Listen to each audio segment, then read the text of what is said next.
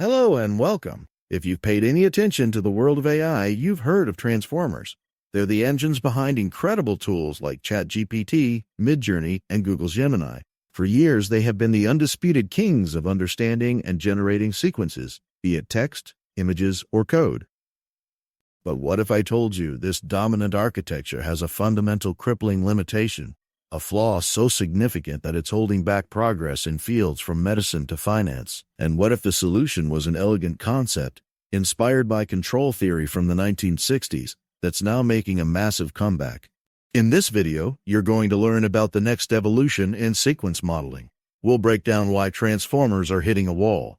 We'll demystify their powerful new competitor, state space models, or SSMs. And we'll dive into the breakthrough model called Mamba, which makes these SSMs not just viable, but potentially superior to the transformer. We'll explain how its former, the selective memory, and a clever algorithm called the parallel scan are changing the game. This isn't just for AI researchers. If you're interested in where technology is heading, you need to understand the shift. By the end of this video, you'll know why models like Mamba are poised to unlock a new era of applications, far beyond just chatbots. To understand where we're going, we first need to understand the problem with where we are. The magic of a transformer lies in something called the self-attention mechanism. Imagine you're reading a sentence. The cat, which was fluffy and black, sat on the mat. For the model to understand what it refers to in a later sentence, it needs to connect it back to the cat.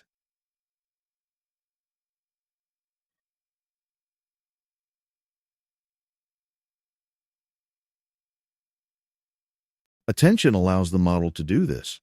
For every single word in a sequence, the attention mechanism creates a connection to every other word. It weighs how relevant each word is to the current one. This is incredibly powerful. It's how models build a rich contextual understanding of language. But here's the catch. It's also incredibly expensive.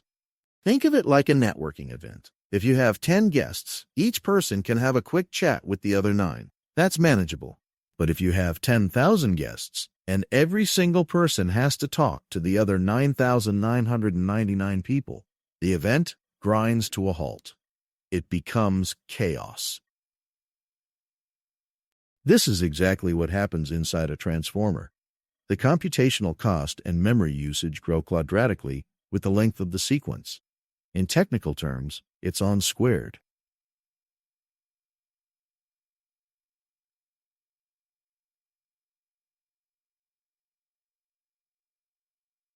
This means if you double the length of your text, the computation required doesn't just double, it quadruples.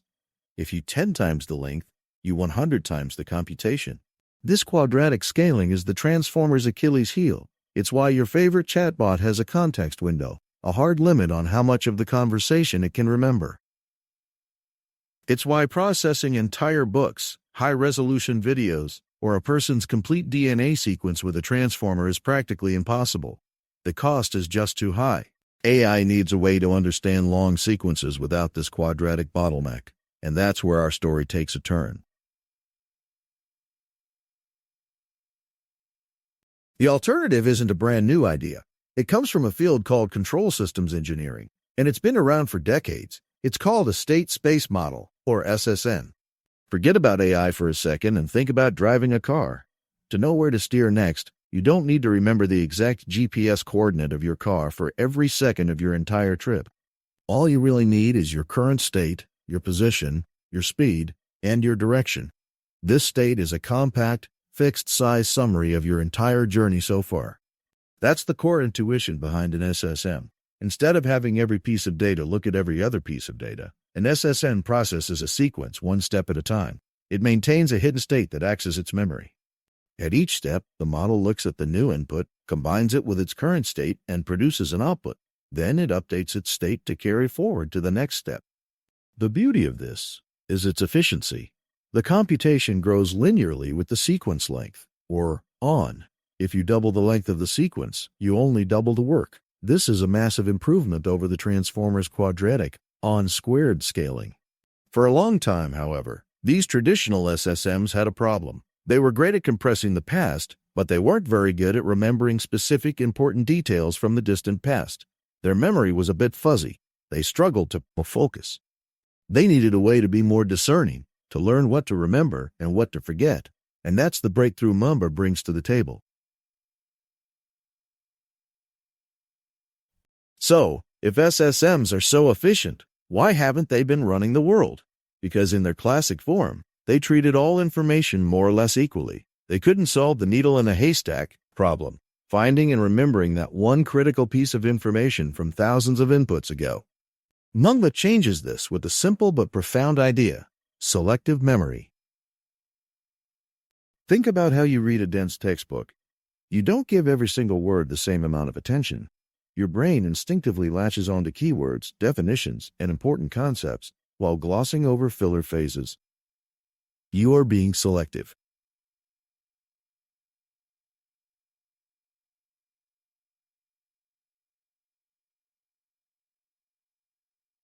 Mamba learns to do exactly this. It makes the parameters of the state space model input dependent. This is the key. Instead of having a fixed way of updating its state, Mamba dynamically changes how it reacts based on the specific data it's seeing at that moment. If the model sees a token that it deems important, it can choose to latch onto it and keep it in its state for a long time. If it sees a token that's irrelevant, it can choose to ignore it and quickly forget it. This allows Mamba to have the best of both worlds. It maintains the context-aware scale of an SSN, but it gains the context-aware focus that made transformers so powerful. It can compress the general context of a long sequence, while also cherry-picking and preserving those crucial needles in the haystack. But this creates a new puzzle. If the model is changing its behavior at every single step, doesn't that mean we have to compute it step by step, one at a time? That sounds slow, a lot like old recurrent neural networks, RNNs, which were notoriously difficult to train on modern parallel hardware like GPUs. This is where the final piece of Mamba's genius comes in. So we have a model that operates sequentially, step by step. This is great for inference, generating text one word at a time. But for training, it seems like a huge step backward.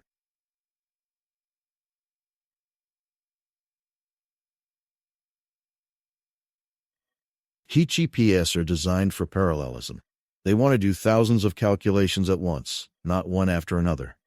How does Mamba get around this? With a clever computational trick known as a parallel scan.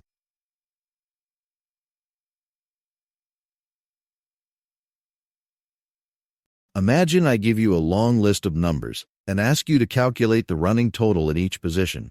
The slow sequential way is to add the first number, then add the second to the result, then the third to that result, and so on. But there's a much faster parallel way to do this. You can pair up the numbers and add them.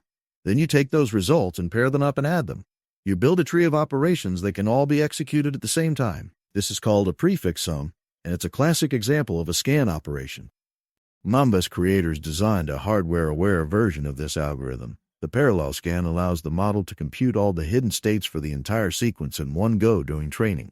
Even though the underlying model is sequential in nature, it can be trained in parallel, just like a transformer. This is the magic trick. Mamba has the recurrent nature of an RNN, efficient inference, and the parallel nature of a transformer, efficient training, all while maintaining linear scaling. It's a trifecta of efficiency. So, what does this all mean? Why is a fast selective model for long sequences such a big deal? Because the most valuable data in the world is often the longest.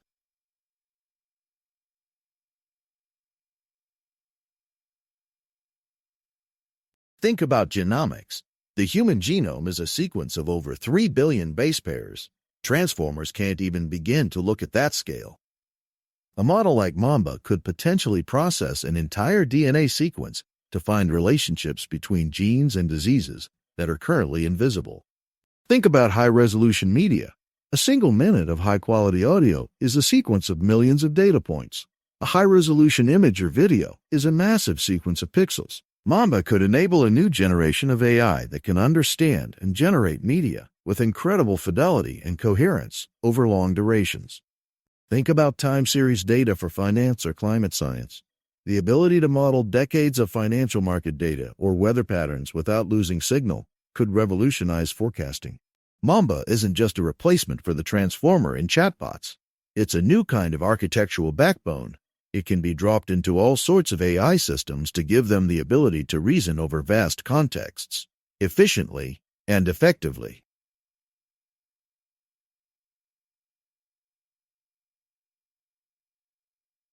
So let's recap. The transformer architecture, for all its power, is limited by its quadratic complexity, making it unsuitable for very long sequences. State space models offer an elegant, linear time alternative, but traditionally lack the ability to focus on important information.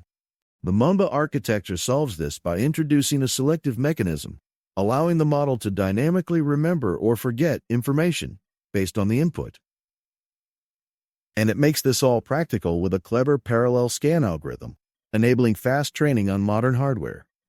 The rise of models like Mamba marks a pivotal moment in AI. It signals a move towards more efficient, scalable, and powerful architectures. This isn't just about having chatbots that can remember longer conversations.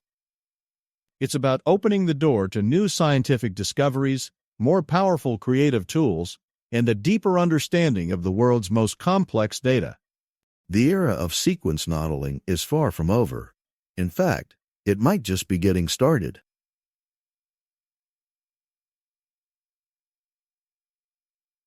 Thanks for watching.